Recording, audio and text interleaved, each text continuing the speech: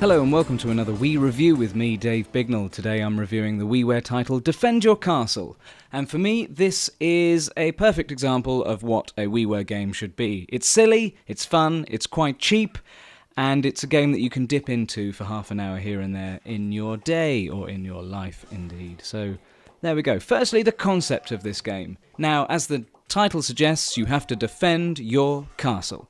And that's exactly what you have to do. But it's not any old castle, oh no, it's a crayon world that you are in that you have to defend. And you do realise in the game that a lot of people want to get into your castle, but you can't have any of it. Oh no, you must defend it. And you do this either 1 player, 2 player, 3 player or 4 player using the Wii remote. You point at the crayon characters that come and try to attack your castle, and you basically pick them up with either holding down the A or B button, or both if you want to be funky, and you throw them up in the air. And they fall down and die. Excellent. What more do you need? So yes, on 1 player this game can get very difficult because a lot of people do start coming to try and attack your castle. I say people, I mean that in the loosest sense because they are just sort of crayon-y weird characters. But you get some things to help you along the way, because the more things you kill, the more points you get, which then get converted into cash, which you can buy then upgrades to your castle. Now these are great, these upgrades. The more you get into the game, the more they become very helpful.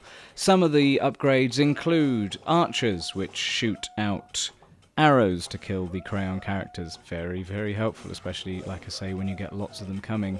You also get some stonemason people who, when your castle gets attacked, try and rebuild it. It just means that your castle lasts that little bit longer in a round. The other one is bombers, and if you click on a certain flag, you get one of your characters comes out holding a bomb.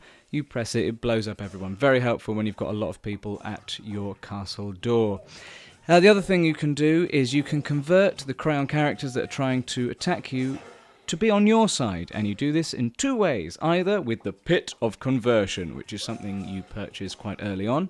What you do is you grab them, and instead of just throwing them up in the air to kill them, you put them in a blue pot of paint, and when they turn blue, they're on your side, and you can use them as an archer, as a stonemason, that kind of thing.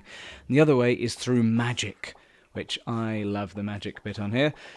When you upgrade to use magic, you get different spells. I've only got 2 so far. I presume that some more may unlock the more I play the game, but the 2 I've got so far are, firstly, you can erase the big crayon ball creatures that come along with the magic, so that's quite fun. So an actual eraser appears if you're American, or rubber if you're from the United Kingdom of Great Britain.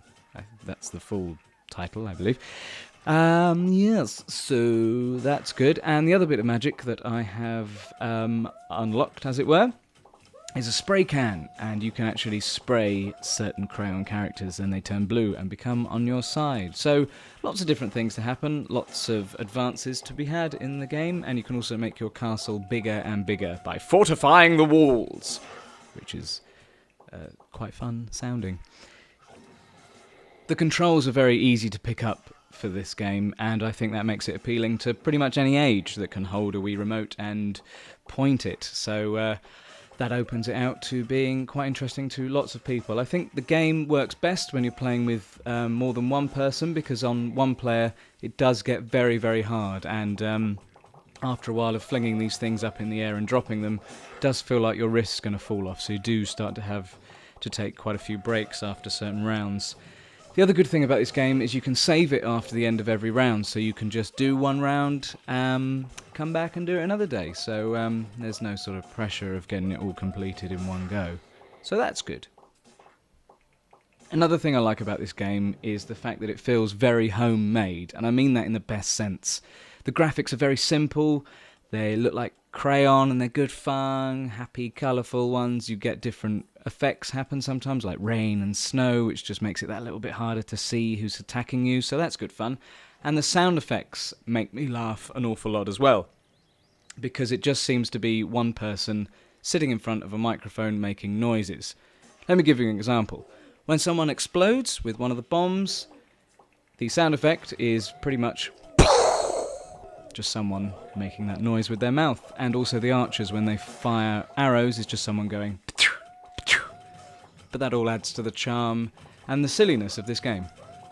In conclusion, the downsides to this game are that it can become a bit repetitive after a while, and it can hurt your wrist if you play it for too long, if you just keep flinging these things up in the air. So I do recommend having a break, coming back to the game another day, which makes it a bit more enjoyable and doesn't feel like you're, just doing the same action over and over again.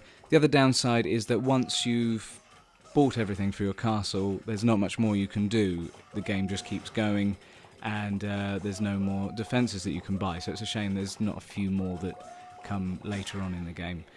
But on the plus side, it's very charming, it's very silly, it's very fun, it's very cheap, and it does make you laugh, and it's just a fun little game to have. So if you've got some Wii points spare, I definitely recommend getting this game, because it's a good laugh, it's very easy to play, it's not a serious game for serious gamers, but it's certainly something you can dip into every now and then and have a bit of a chuckle over the silly controls. So I give this game a 7 out of 10. Please subscribe to my Wii reviews. You can do this by visiting my YouTube channel, or indeed www.davebignell.co.uk/wii.htm. More reviews coming soon.